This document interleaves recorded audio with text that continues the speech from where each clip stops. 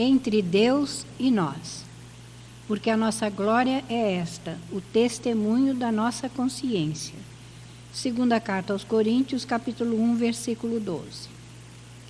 Talvez não sejamos compreendidos diante das decisões que os nossos entes amados não esperavam. Talvez ninguém entenda a missão única e particular colocada na mão de cada um de nós perante a vida. Talvez sejamos caluniados exatamente diante das nossas mais puras intenções.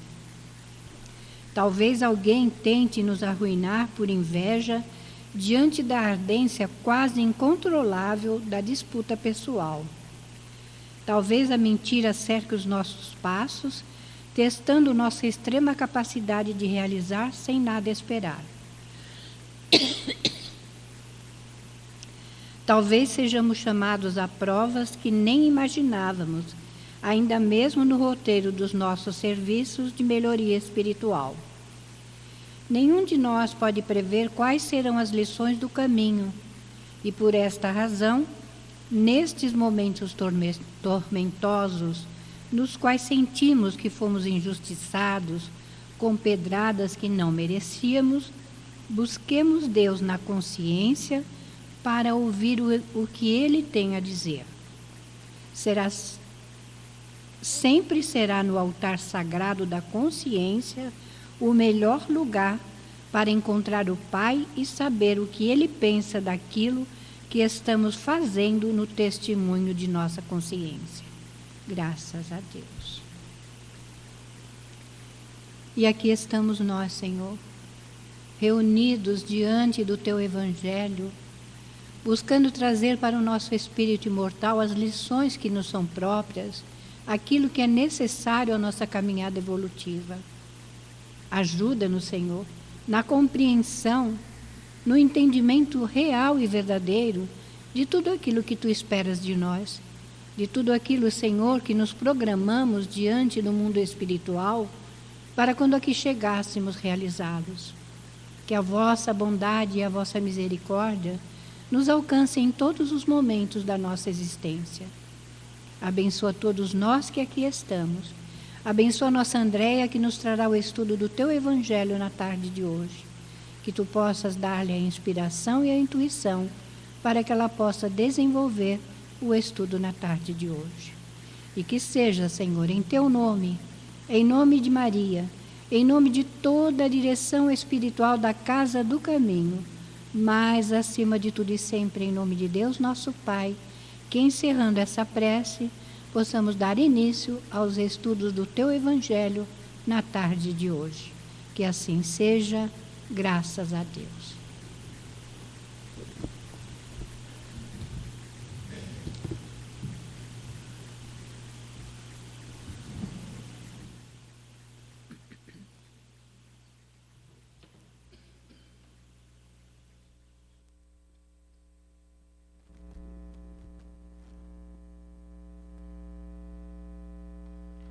Boa tarde a todos.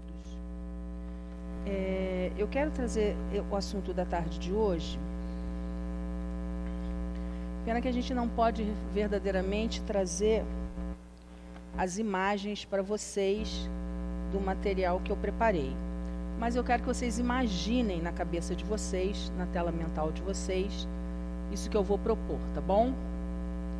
Então, o tema de hoje é o homem no mundo, que está lá no capítulo 17, item 10. Então, a pergunta que eu quero começar é a seguinte: em que mundo vocês querem viver? Vocês e eu, né? Que todos nós estamos nesse mundo. Então, em que mundo nós queremos viver? E a partir dessa pergunta, eu quero que vocês criem a primeira imagem. Queremos viver num mundo em que os jovens se encontram perambulando por aí, perdidos, fumando, buscando estarem... Fumando no sentido, eu coloco o cigarro na boca, mas Vamos imaginar eles perdidos nos seus vícios, tá? O cigarro é apenas para mostrar que eles estão perdidos. Queremos viver nesse mundo ou queremos que esses jovens estejam com livros abertos, podendo estar viajando nos livros, através dos livros, conhecendo novos mundos?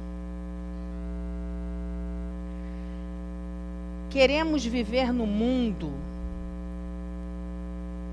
Essa é para pensar, hein? E é para pensar sem preconceito, porque muitos de nós às vezes olhamos de forma preconceituosa, mas estamos lá com a telinha do computador, da televisão e do celular visualizando esse mundo, hein? Os meninos vão pensar na cena, mas as meninas vão se teletransportar para o lado masculino, tá?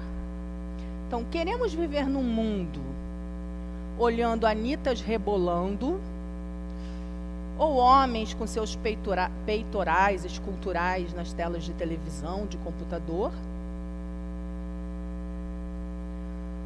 Ou queremos estar aqui na tarde de sexta-feira? Vocês já escolheram, né? Mas essa sala não está cheia, né? De repente tem alguém aí escolhendo a Anitta, né? Ou não está escolhendo a Anitta, mas está escolhendo outras atividades, né?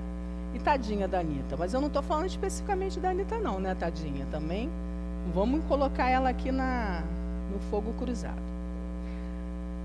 Queremos viver num universo em que a mulher ou os homens estão apavorados quando descobrem que estão grávidos e têm que tomar a decisão do aborto como a única solução que tem na mão, ou no mundo que eu posso escolher ter o meu filho, porque eu quero ter uma família, porque eu posso ter essa escolha livremente, porque eu vou ter condições de criar ele nesse mundo. Queremos viver num mundo que até vivemos, mas será que queremos viver nesse mundo em que a gente vê crianças de 4, 5 anos com fuzis o tempo inteiro? Ou queremos viver num mundo em que esses jovens estão dentro dos laboratórios, podendo se tornar cientistas, ou sonhando que um dia eles vão poder estar dentro desses locais, criando, inventando, sendo homens, construindo um país? Queremos viver num mundo em que essas crianças estão em cima de lixões, de aterros sanitários, onde tem lixo, doença, e essa é a realidade deles. Porque, inclusive, é onde às vezes está o resto de comida que vai alimentá-los. Ou queremos que essas mesmas crianças possam estar em sala de aula? Queremos viver num mundo em que existem mais presídios, ou num mundo que há mais universidades e escolas primárias? Queremos viver num mundo em que os lares, as famílias, estão isoladas ou estão discutindo dentro dos seus lares? Ou queremos viver num mundo em que há diálogo entre eles, em que há o abraço, o afeto, a escuta entre essas famílias? Queremos viver num mundo em que, para que haja convivência entre nós, nós temos que estar entorpecidos de medicação ou bebida para a gente se suportar e suportar o outro? Queremos viver num mundo em que o nosso próprio mundo é como aquele desenhinho de uma nuvem preta, que aonde a gente está parece que ela nos acompanha o tempo todo, porque nós estamos o tempo inteiro escurecidos pelos nossos pensamentos e sentimentos? Ou queremos estar num mundo, tudo bem que nós sabemos que o nosso mundo não pode estar o tempo inteiro nebuloso, nem o tempo todo ensolarado. Ou nós queremos viver num mundo que tenhamos mais dias ensolarados do que nebulosos? Queremos viver num mundo em que crianças, adultos, jovens sofram bullying? Ou queremos viver num mundo em que esses jovens sejam solidários, acolham, não é? Tenham uma sociedade que vão a um idoso e entendam que aquele idoso agora precisa ser cuidado. Então, que essa solidariedade seja o que dita a nossa sociedade. Agora, depois dessa escolha que todos nós aqui fomos convidados a visualizar, do mundo que eu quero ou do mundo que eu não quero, eu vou pedir para vocês pensarem nessa frase aqui. Eu creio num mundo melhor. Vocês creem num mundo melhor? Agora pega essa palavra eu creio num mundo melhor. Vocês vão pegar assim, ó. Vão ficar com a palavra creio e num. Agora da palavra creio, tira a palavra é. Que palavra vai ficar? Então, eu crio. E na palavra num, tira a palavra N. Então, vocês passaram a acreditar que vocês criam um mundo melhor. Então, o que eu estou propondo para vocês e estou propondo para mim? Esse mundo que a gente veio mostrando de imagens, né? Qual mundo que nós queremos, esse ou aquele, vai depender exatamente do mundo que eu estou criando. Então, quando a gente falou lá, eu quero um mundo com crianças viciadas em um monte de coisas, eu quero um mundo de crianças saudáveis. Vai depender do que eu crio. Se eu na minha casa estou ensinando os meus filhos desde pequenos que a base está na família, que a base está na educação, se eu trago eles para construir essa base também na questão moral, se eu ensino para eles a respeitar o outro, se eu crio para eles que Deus está acima de tudo, mas que, né, essas coisas todas que a gente vem aprender aqui, eu estou ensinando para essas criaturas a questão moral. Eu estou ensinando para eles a viverem e a criarem um mundo melhor. Agora, gente, eu não sou responsável, ou eu não é que eu não sou responsável. Eu sou responsável por aquilo que eu faço. E eu vou modificar o mundo que está à minha volta. Agora, ela vai ter que fazer isso. Ela vai ter que fazer isso. Cada um de nós vai ter que fazer esse trabalho. Isso é um trabalho de formiguinha. Que se não começar, que se ninguém começar, não vai ser feito. Aí vocês vão falar assim para mim. Poxa, Andréia, mas isso é um trabalho de uma gotinha no oceano. Sim. Mas lembra lá o que Madre Teresa fala? Que é de uma gotinha no oceano que o oceano vai se tornar? Então é esse trabalho que a gente tem que fazer. Mas o que isso aí tem a ver com o homem no mundo? Então vamos lá ver.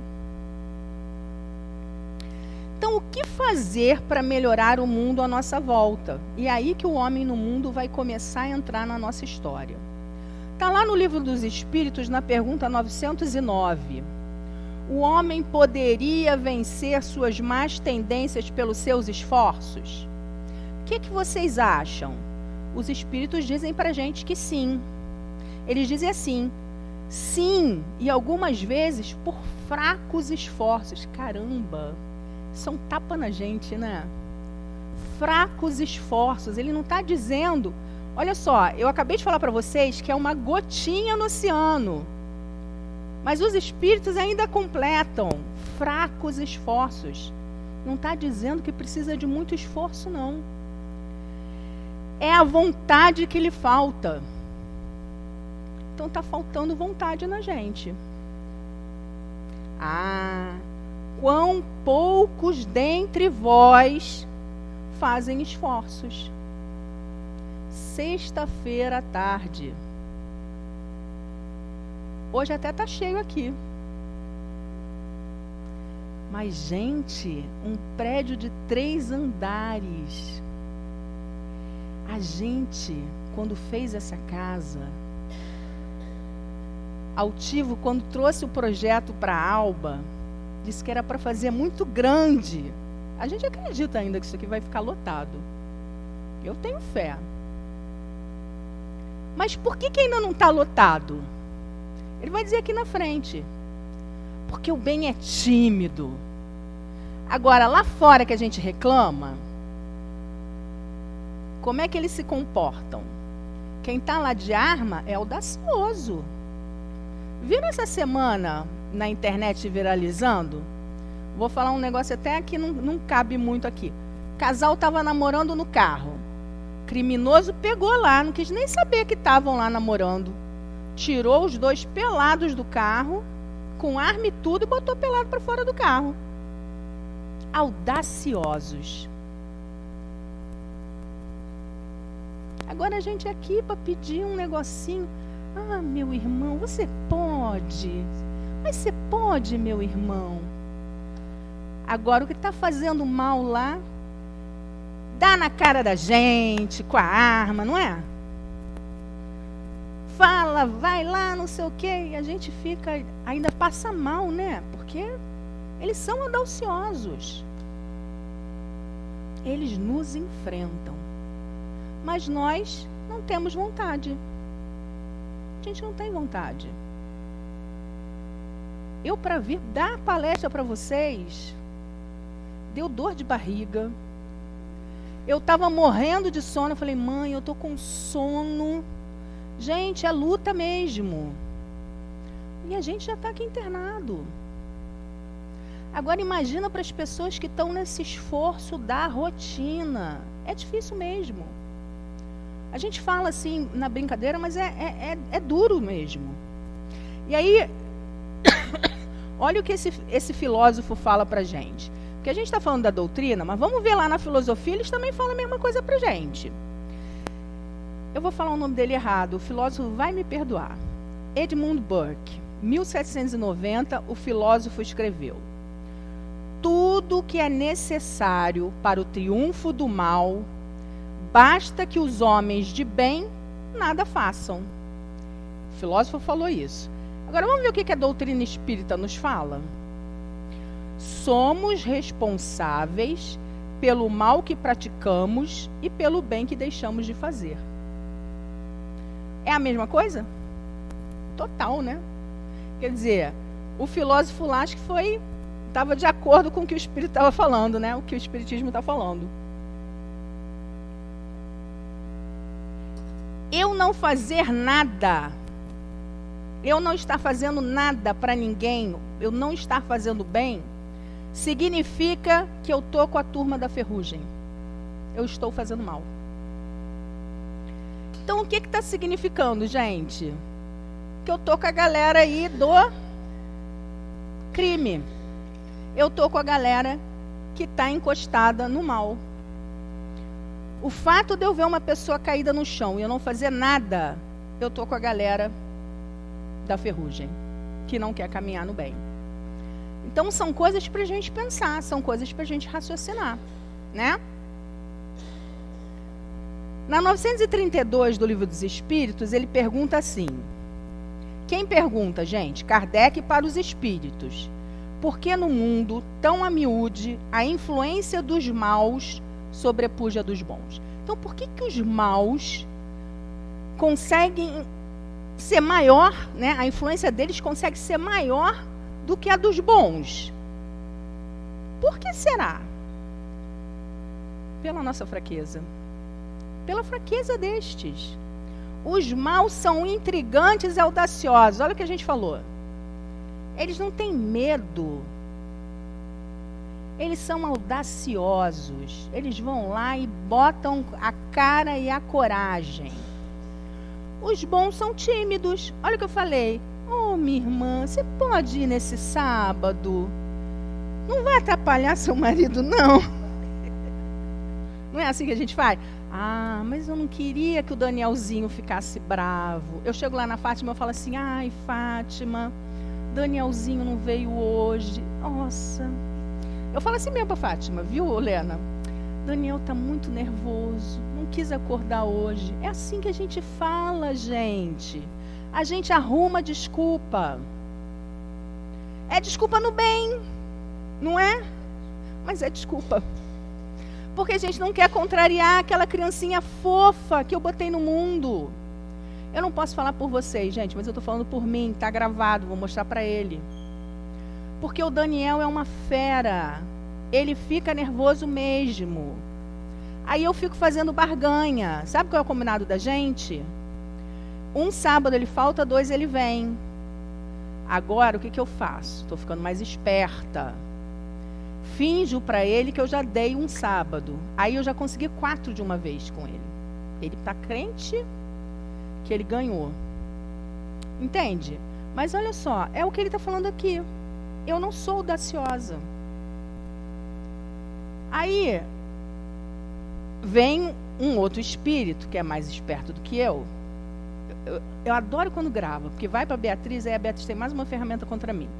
Aí a Beatriz fala assim, no meu tempo, a Júlia vinha para cá, viu, Júlia? E não tinha isso. A gente podia dormir de madrugada, minha mãe, e a gente ia dormindo. Então, por isso que esse um dia vai, 2 falta, está escasseando lá em casa. Porque a consciência pesa e o Danielzinho vai sambar. Porque aí não tem mais desculpa. Exatamente. Aí não pode, né? Que aí a cara da mãe fica como? Fica mal. Então a mãe agora está tendo que rebolar. O Danielzinho vai ficar mal-humorado, vai entrar no carro batendo a perna e a mãe vai ter que engolir. Vocês estão entendendo? Mas, brincadeiras à parte, gente, é isso aqui que ele está falando. A gente fica tímido diante disso, a gente não quer se aborrecer, a gente não quer ficar mal com o coleguinha, com o filho. Aí a gente fala assim, quantas vezes a gente na sala do Dr. Herman ouviu mãe e pai falando assim, quando ficar grande, ele escolhe. Escolhe o quê, gente? Vai escolher o quê se ele nem aprendeu? Vai aprender. Para escolher tem que aprender. Tem que ter vindo alguma aula para entender o que ele vai escolher. Então leva lá na igreja católica. Ou leva lá na igreja protestante, porque depois ele vai poder vir para a igreja é ótimo, vai poder vir para a doutrina espírita e escolher entre uma e outra, para ter base. Agora, não vamos deixar, pipas ao vento, porque depois, gente, o mundo que está aí, chamando, né? Agora eu vou dar uma de evangelizadora, está chamando, e os chamamentos são muitos, aí depois fica difícil. Aí vai vir pela dor, e se vier. Então vamos lá. Então, quando estes o quiserem, preponderarão. Quem que vai preponderar? Os bons, quando eles quiserem.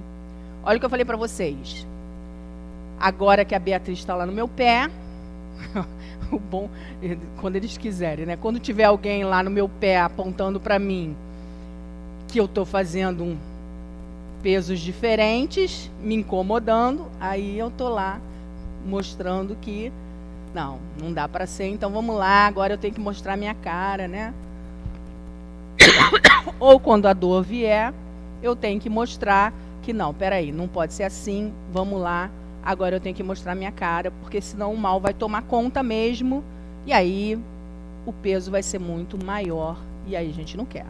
Ou a dor vem, eu não gosto de dor, então peraí, que agora eu vou fazer o meu papel, porque a dor também não dá para aguentar. Vocês estão entendendo como a gente age? É por aí. Prestem atenção nessa pesquisa. Um rapaz fez uma pesquisa que ele falou assim: preciso da ajuda de todos. Estou desenvolvendo uma palestra em que o tema será diferente. Quero saber de vocês. Qual tem sentido a maior dificuldade porque tem passado? O que tem detido a vontade de fazer a diferença no mundo? Ele fez essas duas perguntas para essas pessoas. Claro, podem ser coisas que acontecem com conhecidos de vocês. Então, ele deixou nessa pesquisa que essas pessoas pudessem falar de coisas que tinham acontecido com outras pessoas sem ser eles. Então, eles têm que dizer qual tem sido a maior dificuldade por a qual eles têm passado e o que tem detido a vontade deles de fazer a diferença no mundo. Então, vamos ver o que algumas pessoas responderam. Aí, uma pessoa aqui respondeu o que ela faz de melhor no mundo.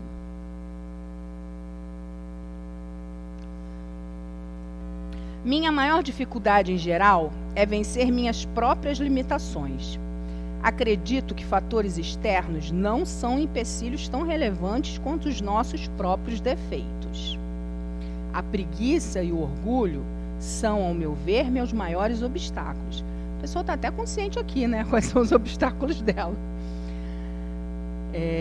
Não sou rancoroso, não guardo mágoas, nem tenho dificuldade de perdoar. Mas, às vezes, não consigo abandonar as minhas próprias verdades e aceitar alguns erros. Tem alguém parecido aqui? Eu super me identifico.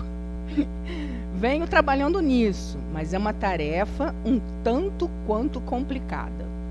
Sobre a preguiça, bom, é um mal da nossa geração, não é? Então, essa pessoa aqui, ela conseguiu aqui colocar algumas questões da dificuldade dela. Até não consegui descobrir o que ela faz de bom no mundo, né? Porque ela falou dos defeitos todos dela e que isso até dificulta ela de fazer alguma coisa. Aí, outra pessoa, ela coloca assim: maior dificuldade tem sido conciliar o que sou e o que quero ser.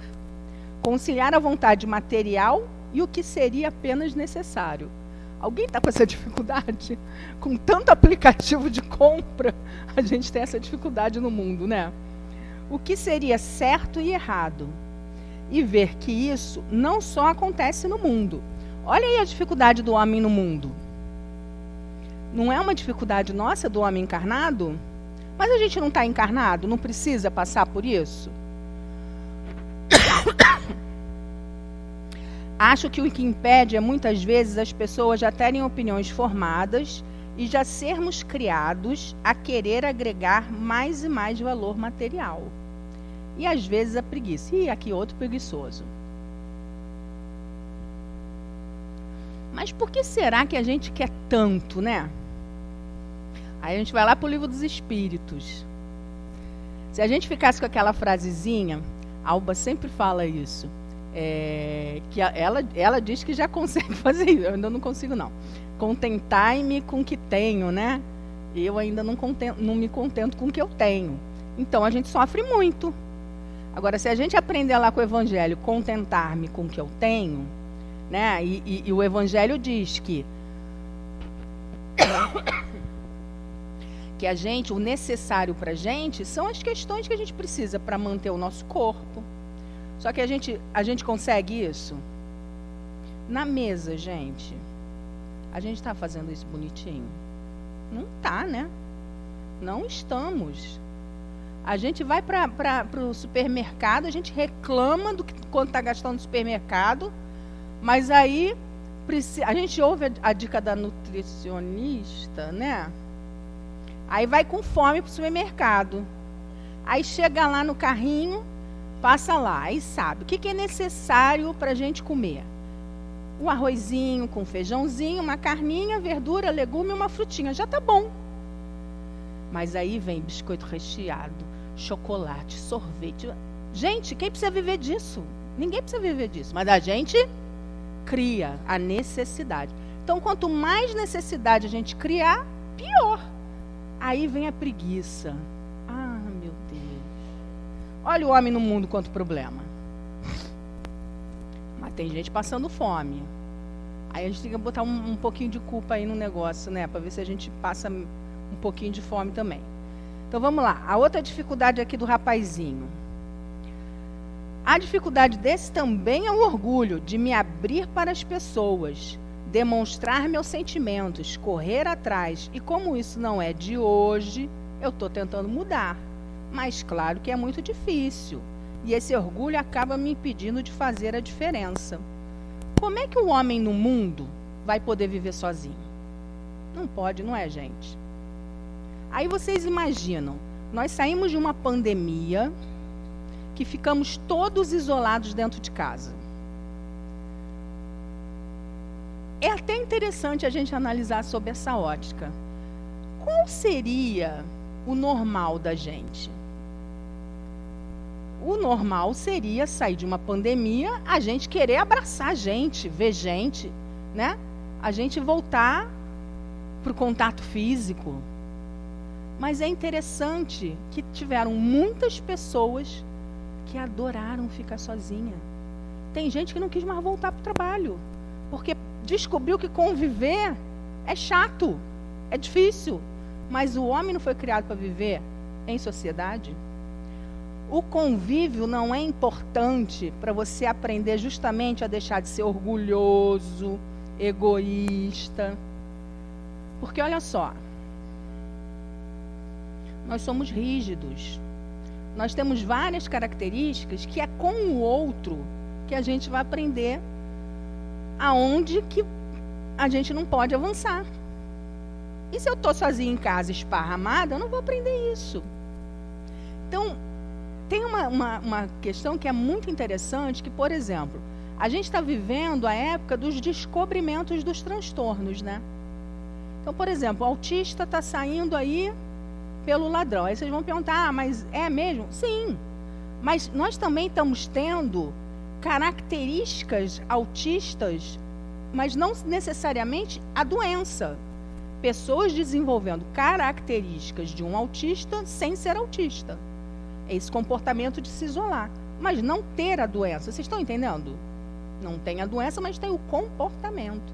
Porque estão se isolando e vivendo fechados, sem querer ter esse contato social. Isso é muito preocupante, porque a gente precisa dessa troca, não é? Dessa interação.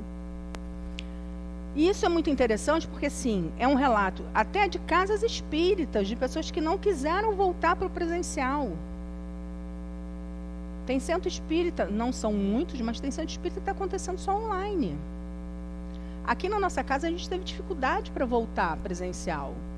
Não só pela questão, não teve a ver com essa coisa da gente não querer conviver socialmente, mas até pela dificuldade da gente ter o retorno de muitos médiuns, porque alguns saíram, né? Aquela coisa toda que a gente já conhece a história. Então a gente tem essa dificuldade de retornar pelo número de pessoas. Então olha que interessante o que a pandemia trouxe até de problemática para a gente, né? Vamos continuar aqui.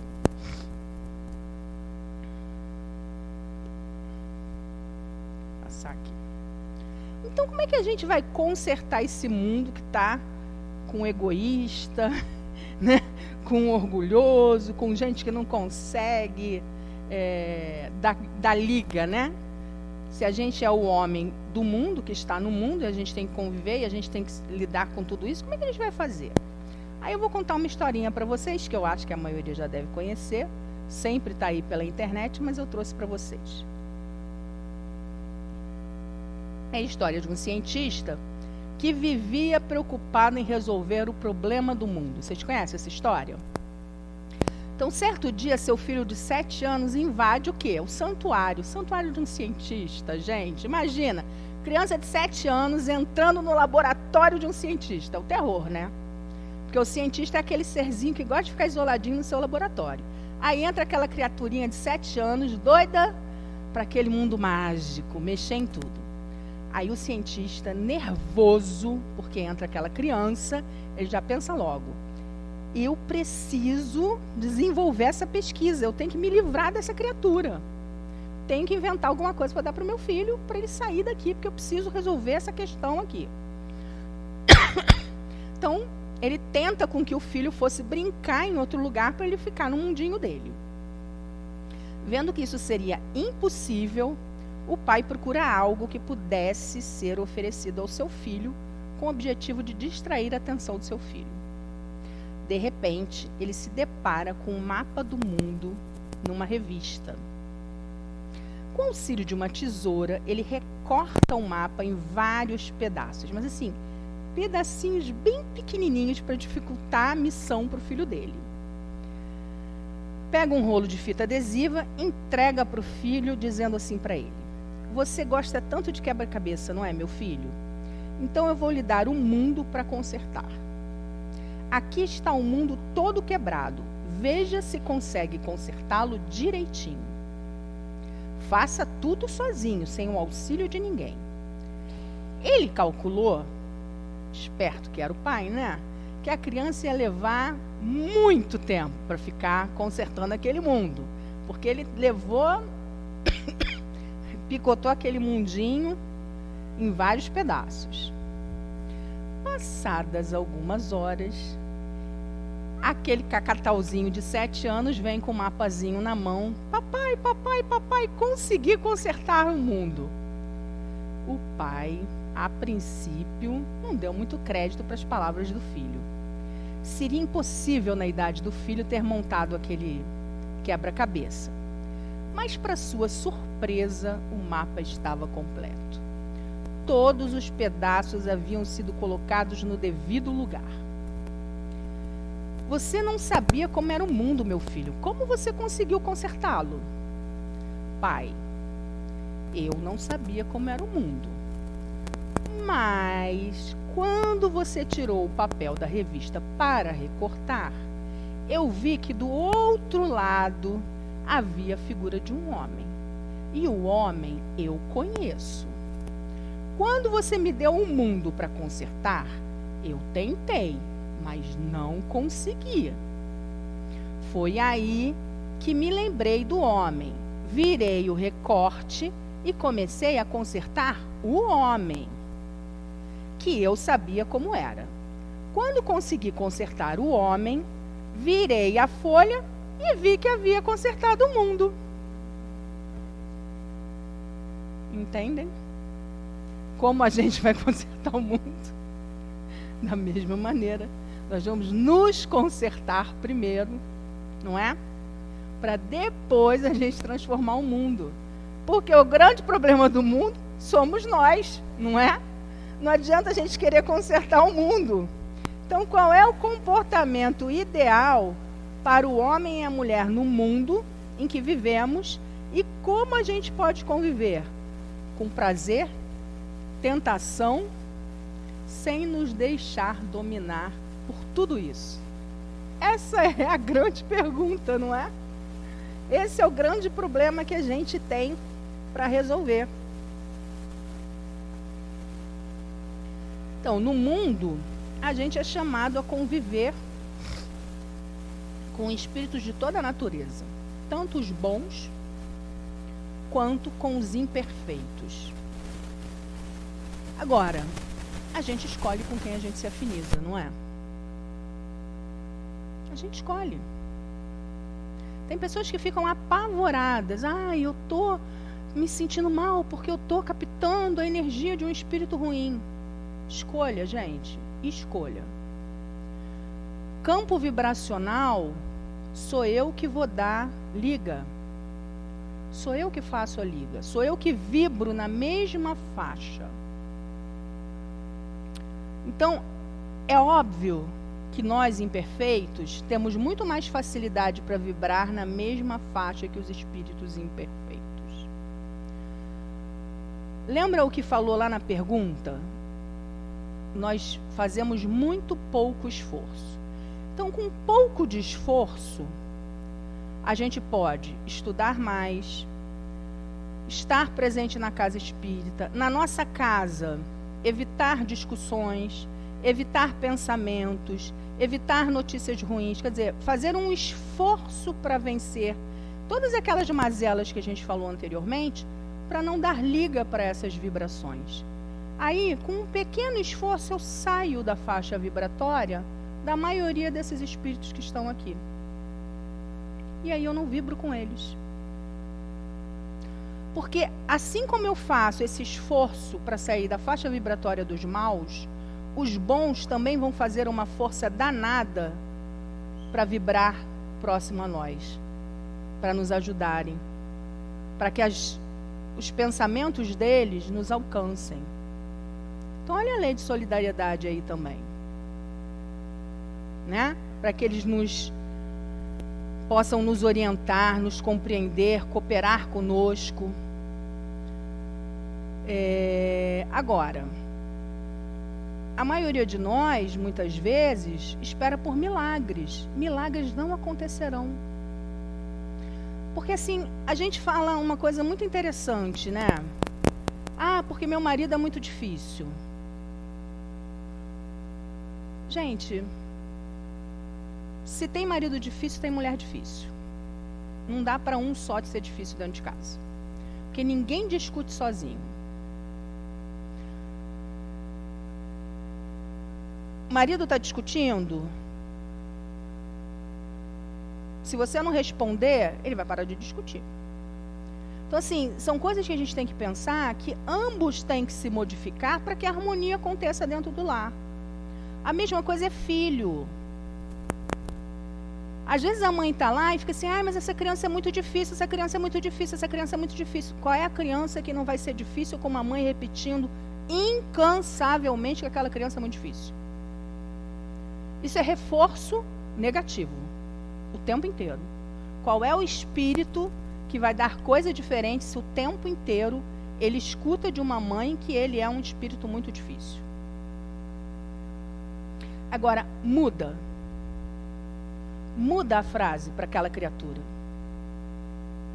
Começa a falar assim, meu filho, você vai conseguir. Meu filho, você é capaz.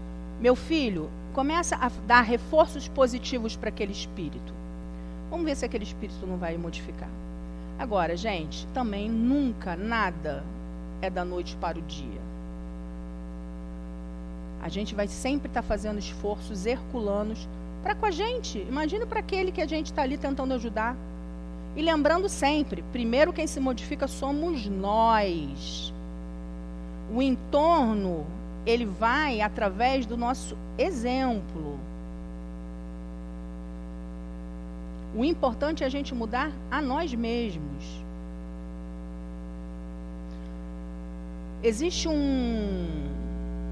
não sei se vocês já viram na internet, uma professora que ela fala sobre a questão da dopamina. Não só a dopamina, mas qualquer hormônio.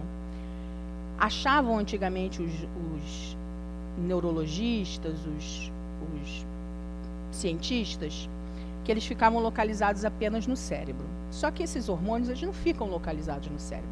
Eles vão para a corrente sanguínea e vão ser distribuídos por qualquer parte do organismo.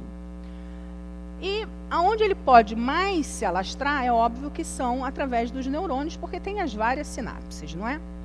Então, vocês imaginem 5 minutos de notícia ruim. 5 minutos que vocês vejam de notícia ruim. Sabe quantas horas isso impacta no nosso organismo? De 5 minutos de notícia ruim? Que a dopamina vai, através das sinapses, levar isso para todo o organismo de notícia ruim? 5 horas. 5 minutos de notícia ruim vão levar vocês a ficarem 5 horas tristes, depressivos, por causa de 5 minutos de notícia ruim. Olha só, gente, pararam para pensar nisso? O quanto a gente é bombardeado e a gente não para pensar?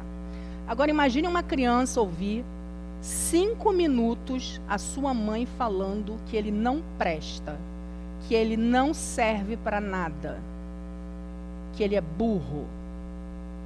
Ou a mulher fazendo isso com o marido, ou o marido fazendo isso com a mulher. Vocês compreendem?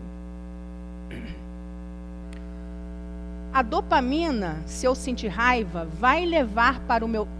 Nem sei se eu estou apontando certo para o fígado. Mas vai levar para o meu fígado esse comando de raiva. E o meu fígado vai sentir raiva.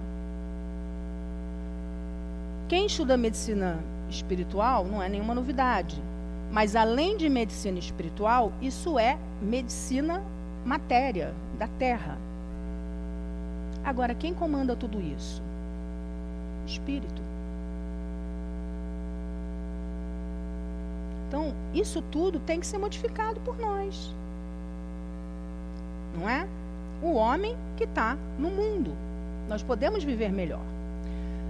Então, como que a gente pode modificar? Ó, Jesus diz amar a Deus sobre todas as coisas e o próximo como a si mesmo. Primeiro a gente se respeitando, a gente se amando. Para depois, porque ninguém vai respeitar o outro se não se respeitar. Então eu primeiro preciso me respeitar, para depois eu poder respeitar o meu irmão. Então a gente tem que ver que todas as coisas que estão no mundo me são lícitas, mas nem todas as coisas me convêm. Todas as coisas me são lícitas, mas eu não me deixarei dominar por nenhuma. Eu não posso ser dominada por nenhuma.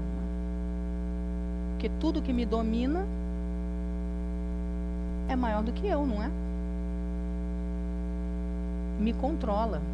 Então a gente pode viver no mundo sem pertencer a ele, isto é, sem nos deixar envolver pelos vícios, tentações, prazeres mundanos, não é? Porque senão complica muito. Então a vida ela é feita de escolhas o tempo inteiro.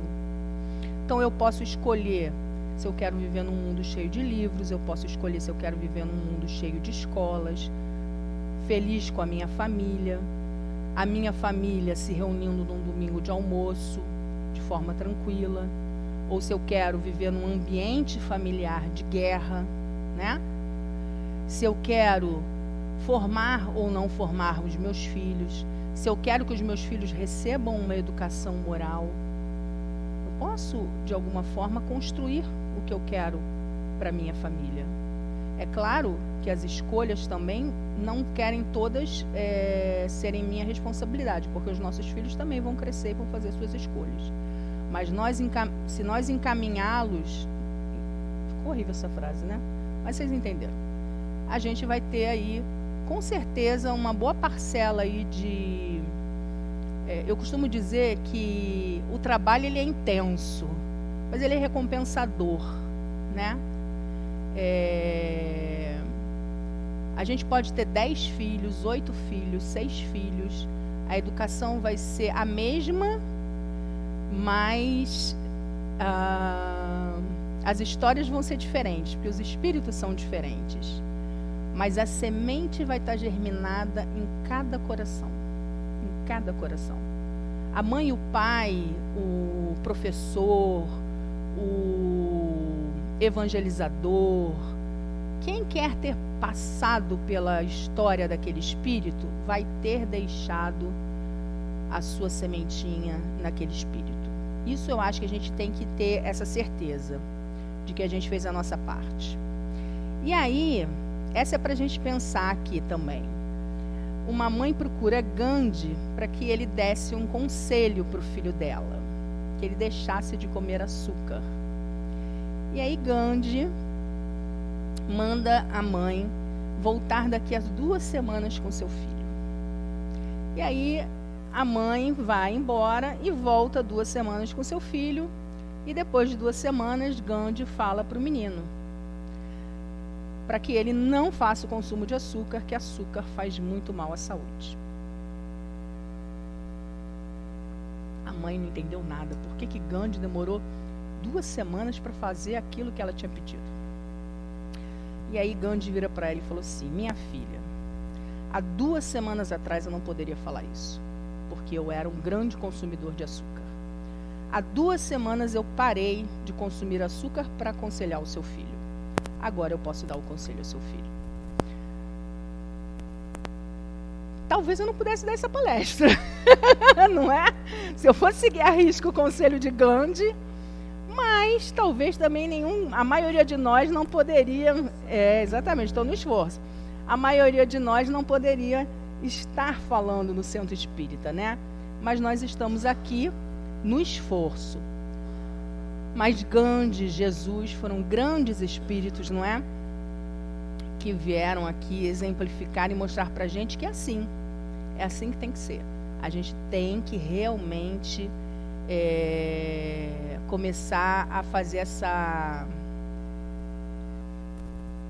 retirada. Não adianta, né? Por isso que eu acho muito bacana. Eu falo isso, mas assim, eu falo brincando, mas é uma brincadeira, mas assim, quando eu estou em casa, gente, não é brincadeira não, tá?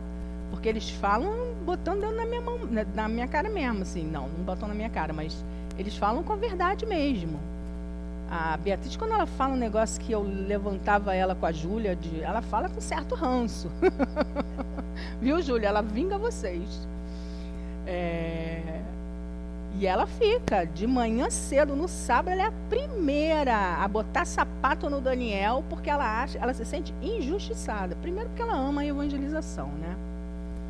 Ela ama o trabalho, ela ama estar aqui. E ela, assim, ela fica indignada, porque assim, no tempo dela, aí eu tento, né, enrolar ela, dizer que são outros tempos. Outros tempos, minha filha, outros tempos. A sua mãe está diferente agora. Mas não adianta, não é, gente? Não adianta. Tem que trazer. Mas a gente fica feliz, porque é exatamente isso. O trabalho lá deu certo. O trabalho com ela deu certo.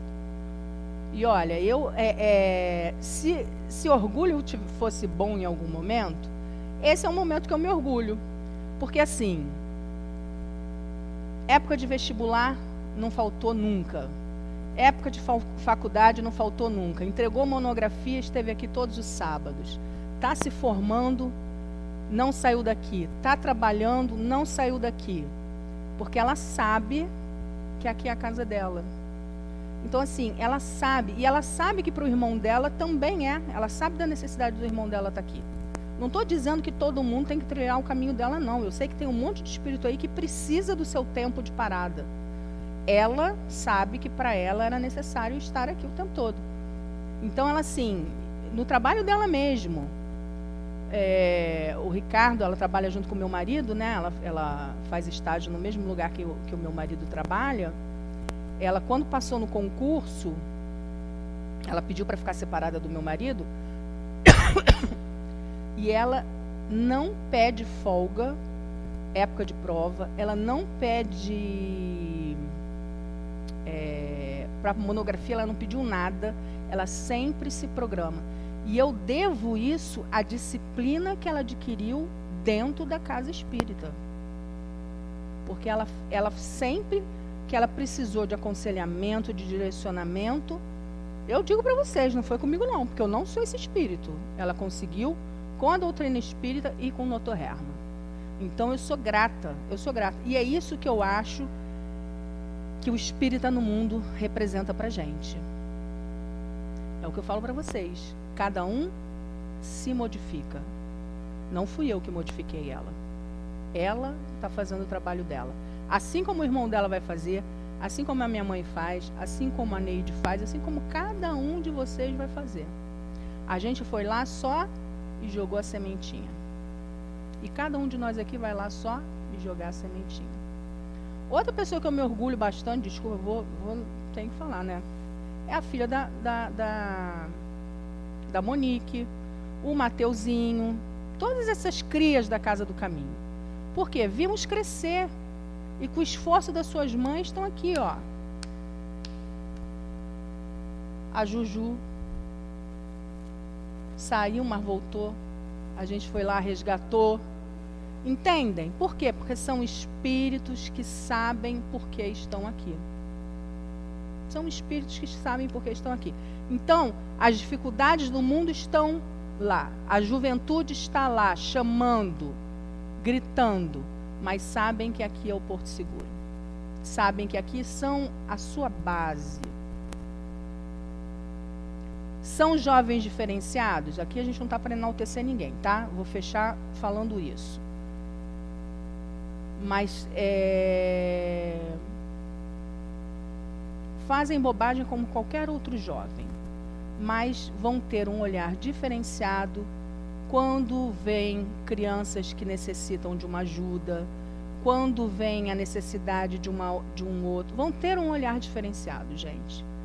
Porque, infelizmente, o mundo ainda é um mundo, como a gente viu aqui em alguns relatos, que está muito voltado para a matéria. Se a gente não trouxer para trabalhar o espírito desde cedo, fica difícil. Então, fiquemos atentos, né? Sandro aí daqui a pouco já está tendo o teu neto, trazendo aí para a evangelização também, não é? O nosso Vinícius já com o neto da Alba aí na evangelização. Gente, olha só que maravilha, né? É a continuidade. Filho do Caíme aí com a gente também. Então, assim, a gente fica feliz de ver todas essas criaturas aqui sendo evangelizadas, sendo, né, direcionadas, porque daqui a pouco estão falando aqui pra gente e dando banho na gente, mas não é banho para a gente ficar orgulhoso que nem eu estou agora, não. É para ver que aquela sementinha que foi plantada está fazendo diferença. Diferença na hora que estiver lá fora, ser um jovem diferente, ser um adulto diferente. Ainda em processo de construção, porque vão cometer os seus erros, mas já pensando um pouquinho melhor, tá bom? Não vou poder cantar a música para vocês, Paz pela Paz. Não. Tá gravando, não vamos fazer isso. Mas existe uma música que é Paz pela Paz, que fala exatamente isso. A Monique canta sempre lá em cima. Não é a Monique? Canta sempre lá em cima. Mas a música Paz pela Paz diz exatamente isso, né?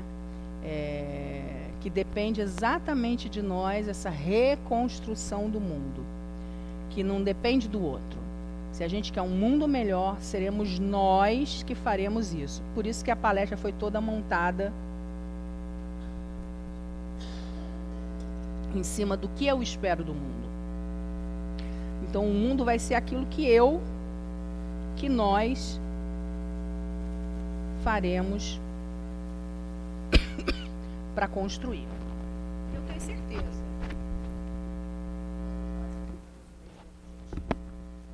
Gente, muito obrigada a essa casa, que sempre nos acolhe, nos recebe, que todos nós fiquemos muito bem e retornemos muito bem para as nossas casas também. Graças a Deus. Agora vamos à leitura do livro Fonte Viva pelo Espírito de Emmanuel, psicografia de Francisco Cândido Xavier. Lição 66. Acordar e erguer-se. Desperta tu que dormes, levanta-te dentre os mortos, e o Cristo te iluminará. Paulo, em Efésios, capítulo 5, versículo 14.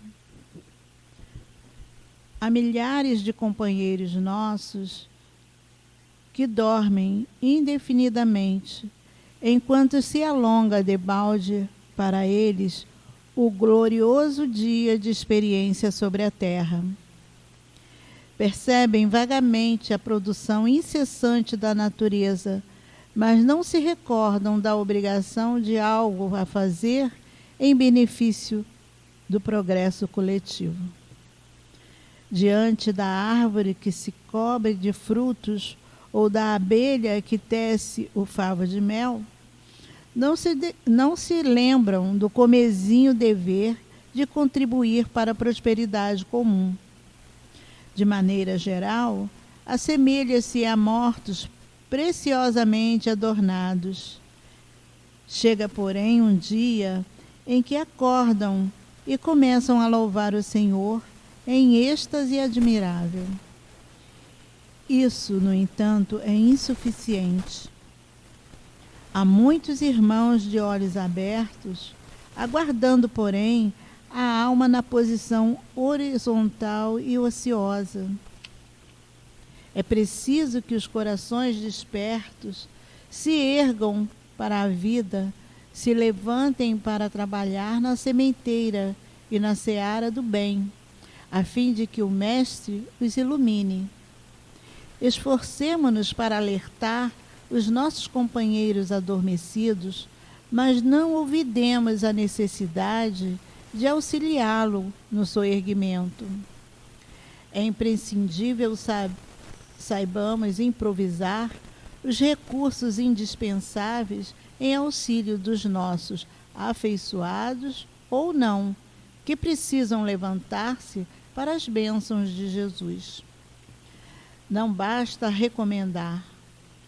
Quem receita serviço e virtude ao próximo, sem antes preparar-lhes o entendimento, através do espírito de fraternidade, identifica-se com o instrutor exigente que reclama do aluno integral conhecimento acerca de determinado e valioso livro, sem antes ensiná-lo a ler.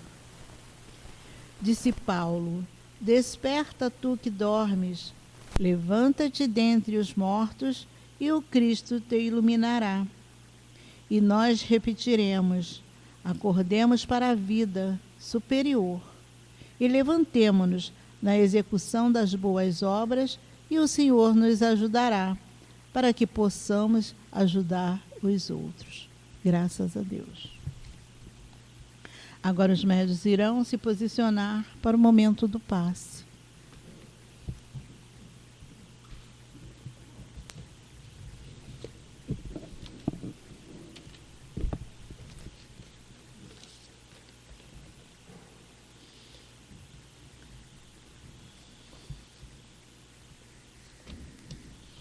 Deus nosso Pai, Jesus nosso divino médico, queridos amigos espirituais, rogamos as vossas bênçãos de amor, de paz, de equilíbrio e de cura para todos nós que aqui estamos.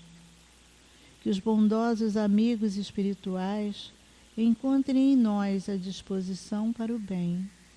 E que seja em teu nome, Senhor Jesus, em nome dos bons espíritos e, acima de tudo, em nome de Deus, que passamos para o momento do passe.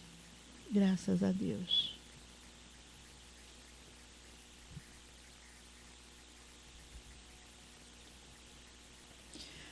Assim como o apóstolo Paulo inicia esse versículo em Efésios: desperta tu que dormes, levanta-te dentre os mortos, e o Cristo te iluminará.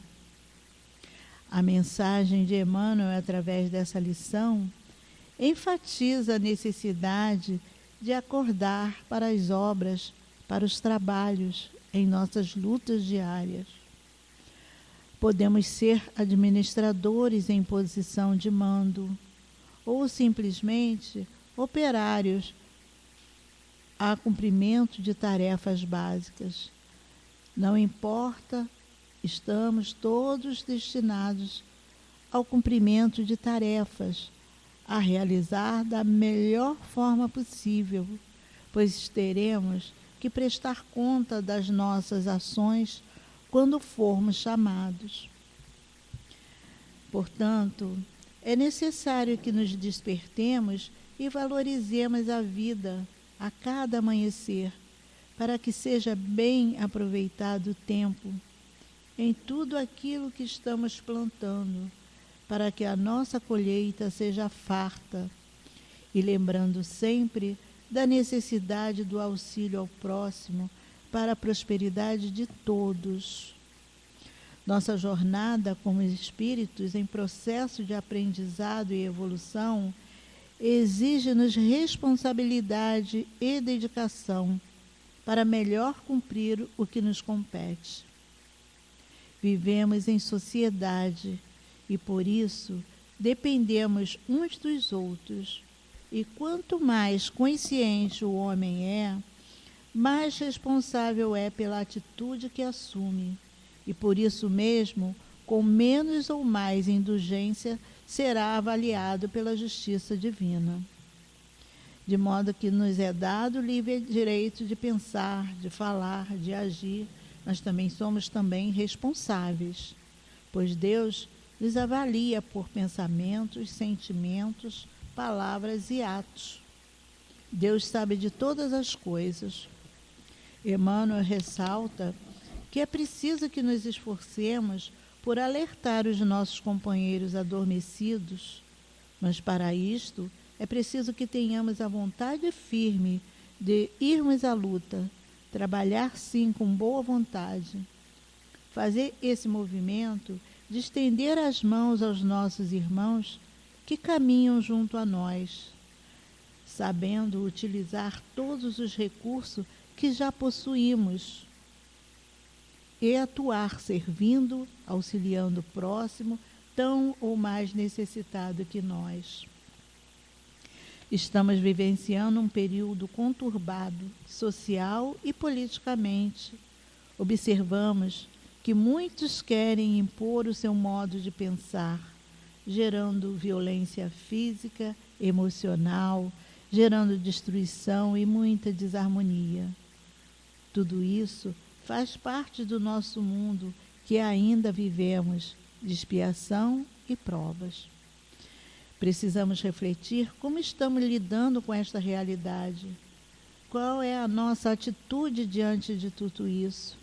Como estamos agindo ou reagindo de tudo isso que assistimos nos meios de comunicação ou até mesmo presenciamos?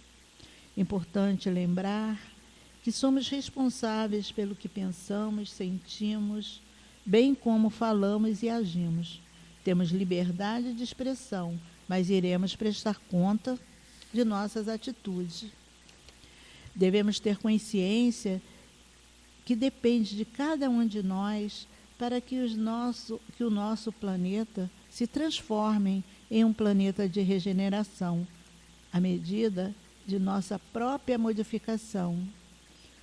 Como nos diz Emmanuel nessa lição, é preciso que os corações despertos se ergam para a vida, se levantem para trabalhar na sementeira e na seara do bem, a fim de que o Mestre os ilumine. Sendo assim, a partir do momento em que nos despertarmos para essa realidade, para a necessidade de participarmos desse processo de mudança, vamos percebendo a necessidade de nossas ações mais efetivas na busca pela nossa transformação e a transformação do nosso planeta. Se queremos um mundo melhor, mais ético, uma sociedade mais justa, precisamos, em primeiro lugar, buscar dentro de nós. E finalizando o ensinamento dessa passagem, Paulo disse: desperta tu que dormes, levanta-te dentre os mortos e o Cristo se iluminará. Então não podemos perder mais tempo. Vamos trabalhar e servir no bem ao próximo, lembrando sempre que a cada um as suas obras. Portanto, cada um é responsável naquilo que faz. Trabalhamos por nós mesmos e em prol do outro. É aí que está o mérito do progresso moral de cada um. Graças a Deus. Mantenhamos a vibração de paz e harmonia para ouvirmos a palavra do plano espiritual.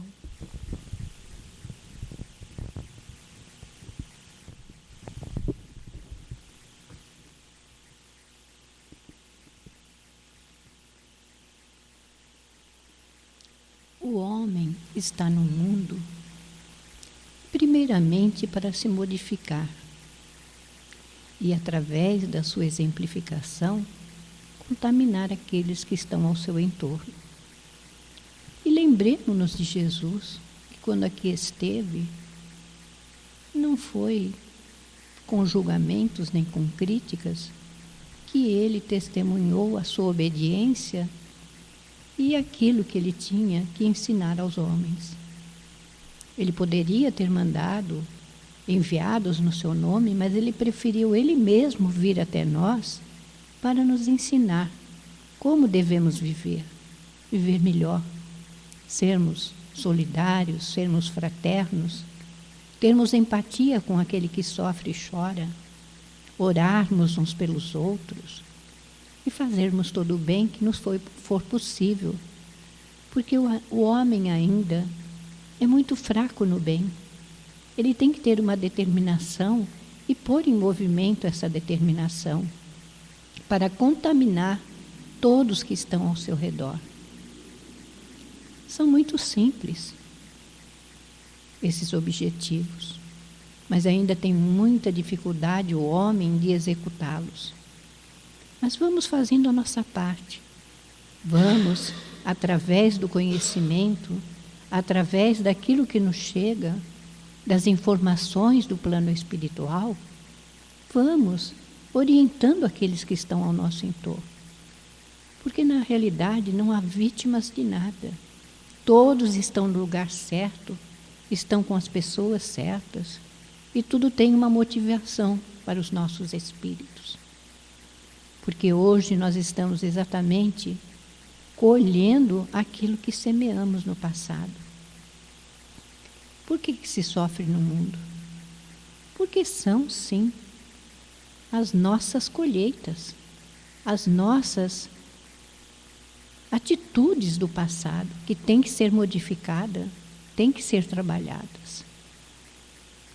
Mas aí vem o Evangelho, que deve ser o nosso livro de cabeceira, que é o código moral que Jesus deixou para todos nós, porque Ele falou que enviaria o Consolador prometido. E aí está, a doutrina espírita, nos informando do mundo dos espíritos, nos informando que através da nossa modificação interior, nós iremos sim construir um mundo melhor. Sem egoísmo, sem vaidade, sem orgulho. Porque todos nós somos filhos de Deus e Ele quer a nossa felicidade. Basta que creiamos. Não é impossível. Como a Andréia nos disse, que a pequena gota d'água é que vai fazer o oceano, então que nós façamos a nossa parte. Sejamos sim essa gota d'água que vai batendo sim para contaminar o coração de todos aqueles que se aproximam de nós na busca de uma palavra, de um conselho, de uma orientação. Porque este é o propósito da doutrina. Modificar o mundo através dos nossos atos. Pensemos nisso com carinho. Reflitamos sobre tudo que nos foi falado na tarde de hoje e vamos fazer a nossa parte. Sim, com simplicidade e com humildade, mostrando que é possível aquele que tem vontade. E que Deus, nesse momento, possa derramar as suas bênçãos de amor e de paz sobre todos aqueles que aqui estão. Graças a Deus.